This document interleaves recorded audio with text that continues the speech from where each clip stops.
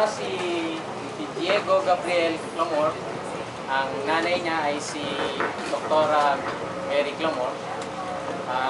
Nung nakaraang Sabado, nagkaroon kami ng workshop. Ayon kay Egoy, gusto niya nang makalaya o makalabas sa piitan ng kanyang nanay. Ano ang gusto mo?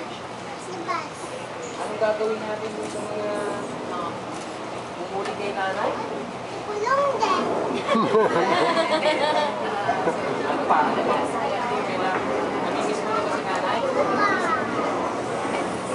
na ba kumahika? Ano na nga yung kwento mo nung Sabado na trabaho ni nanay bago siya nakulong? Doktor. Sino pinagsisilbihan ni nanay?